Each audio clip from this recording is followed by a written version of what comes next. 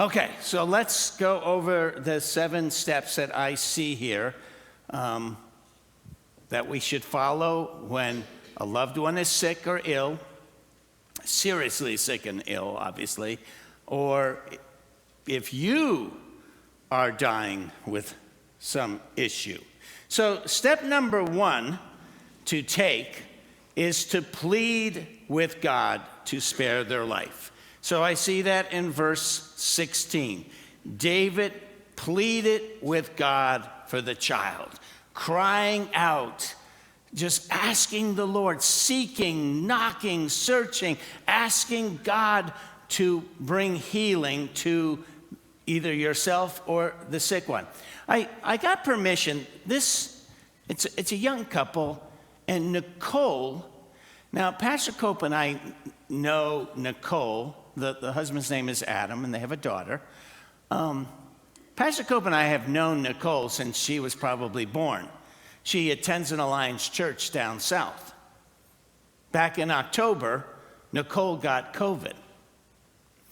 And Nicole couldn't breathe, and they had to put her on a vent back in October. And after 4 weeks, it was so bad that they had to put her into a coma for 2 months. And while she was in the coma, they had her just kept rotating her in this coma. 3 months, Guns, and you know that most people don't come back out of the coma and ventilator after 3 months. They did bring her back out in like January, somewhere in there. They needed a special place to help treat her, and believe it or not, she is at Cranberry. And she's able to move her right arm.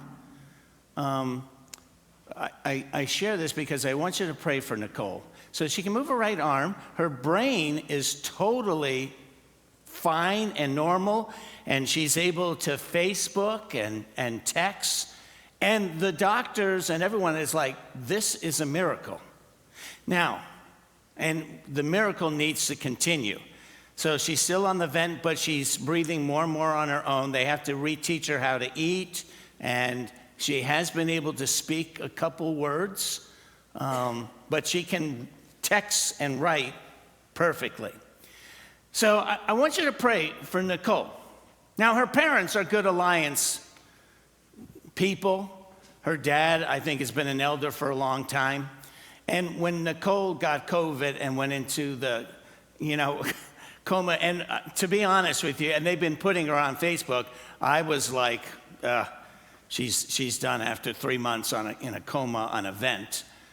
But her parents cried out, pleaded over Facebook that has gone to thousands of people around the country and the world. When I went to visit her in Cranberry, in her room, she's got hundreds and hundreds of cards attached to all the walls from people they don't even know from all around the place that are praying for Nicole, for a miracle to happen.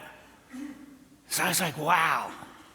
Her parents never gave up. I think when everyone else kind of like, they're just praying and pleading and seeking God. Now, I want to share with you, and I asked Nicole, by the way, if it was okay to share her story. And the reason I really want to share it is I want you to join in for the further miracle that she can learn to walk and totally recover. So I want to share, come to 2 Kings. Don't lose 2 Samuel. But after 2 Samuel is 1 Kings, and then 2 Kings chapter 20. And I want to share the story of a man who's ill himself. So Nicole we're pleading to God for a loved one. This is the case of you get ill, you get cancer, you get a heart problem, you get some situation, a stroke, whatever it may be. So, chapter 20, Hezekiah, he was a king, followed the Lord. He's a believer. Chapter 20, verse 1. In those days, Hezekiah became ill and was at the point of death. The prophet Isaiah, son of Amos, that's the same prophet Isaiah that wrote the book of Isaiah in our Bibles, the son of Amos went to him and said, hey, here's what the Lord says. I have a message for you, Hezekiah. Put your house in order, because you are going to die. You will not recover. So this illness you have, God just wants you to know you're going to die soon. The natural, whatever illness, it's something with boils with Hezekiah, but whatever you have, God just wants you to know you're going to die. Verse 2, Hezekiah turned his face to the wall and prayed to the Lord. He's pleading, remember, Lord, how I have walked before you faithfully and with wholehearted devotion and have done what is good in your eyes. And Hezekiah wept bitterly. Before Isaiah had left the middle court, Isaiah is leaving after he delivered the message. He's leaving, and the word of the Lord came to him. Go back and tell Hezekiah, the ruler of my people, this is what the Lord, the God, your father David says. I have heard your prayer and seen your tears. There's a verse in Psalm 56 that God sees our tears and collects them in a spiritual bottle. I will heal you. On the third day from now, it reminds me of the resurrection. You're going to be healed. You're going to get up out of the bed, and you're going to go to the temple of the Lord, and you're going to worship. And then verse 7, Isaiah said he's applying a medical, why God often can use modern medicine. God says, prepare a poultice of figs. And they applied it to the boil, and he recovered. Now, we call this a miracle.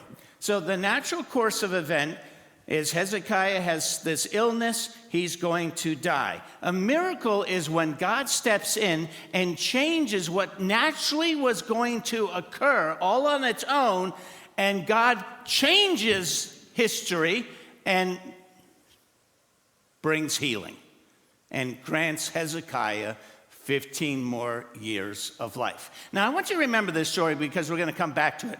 But the point I want you to see is David was pleading for his child. Hezekiah is pleading for himself for healing. And God hears the pleas of the believers.